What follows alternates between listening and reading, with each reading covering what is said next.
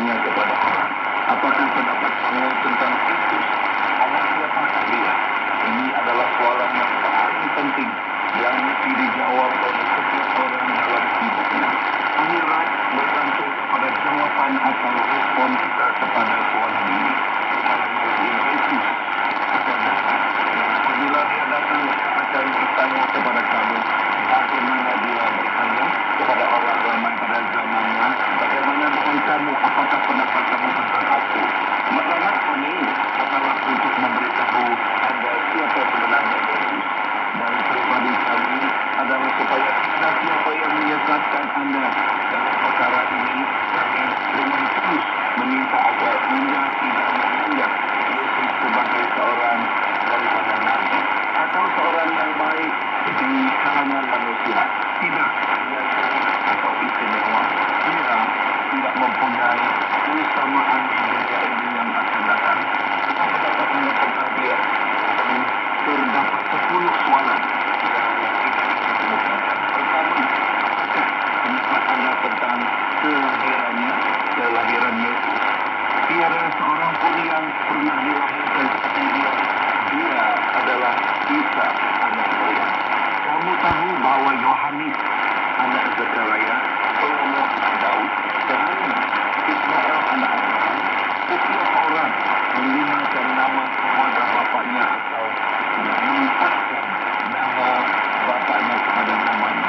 Tetapi dalam kes Yesus, mengapa nama ibunya dalam namanya adalah karena dia tidak mempunyai bapa di dunia ini. Dia dilahirkan dari seorang anak darah yang masih darah. Dia dilahirkan melalui masa Allah. Kira-kira 700 tahun Nabi Yesaya telah meramalkan bagaimana dia dilahirkan apabila dia berkata, lihatlah seorang perempuan muda mengandung dan akan melahirkan seorang lelaki dan mereka akan menamakan dia Immanuel yang bermaksud Allah menyertai. Itulah dari debu Allah menciptakan nenek moyang kita ini. Kita semua adalah keturunan Adam sebagaimana para nabi kita dari kami ini. Walau bagaimanapun Yesus Kristus datang dari surga. Tidak semua seperti nabi kerana dosa kita, tetapi Yesus adalah seperti hujan yang datang dari surga. Dia kudus dan suci, sama seperti Allah dan kudus dan suci. Kitab Injil menyatakan Yesus datang ke dunia ini untuk menyelamatkan orang berdosa. Sebelum Yesus datang ke dunia, dia berada di hadapan Allah kerana dia adalah firman Allah dan roh Allah. Dia sendiri memilih untuk datang dan mengambil rupa manusia untuk menyelamatkan kita daripada dosa kita. Dia datang dari atas. Anda kata tentang 2 orang yang terjatuh ke dalam bumi. Yang dalam seorang berkata kepada yang lain, "Hai kamu, selamatkan aku dari tempat yang malang ini. Keluarkanlah aku dari tempat yang kotor ini."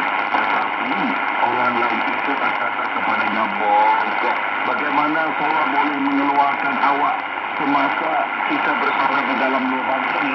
Kedua-duanya berada dalam lubang itu dan tidak satu pun dapat mengeluarkan yang lain daripadanya. Kemudian mereka mendengar suara dari lubang menyuruh mereka mengangkat tali yang diturunkan ke dalam perigi yang boleh membantu mereka.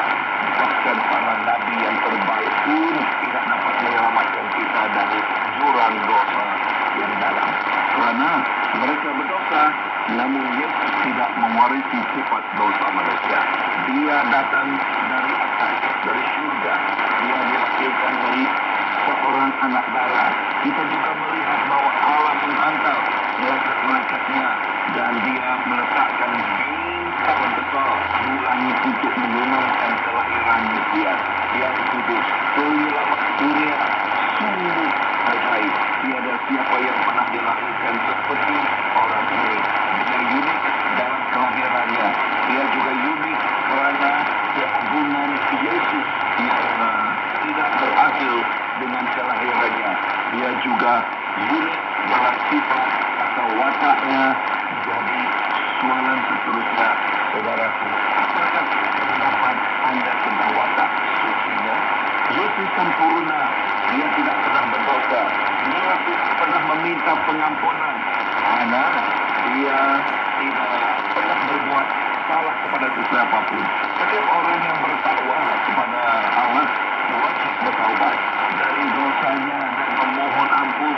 Semua Nabi melakukan ini. Walau bagaimanapun Anda mau mencari firman Allah dari awal hingga akhir secara literal dalam bahasa, kembali sehingga Anda dapat di mana Anda bermula. Tapi dengan pulang aku, Anda tidak akan menemui satu ayat pun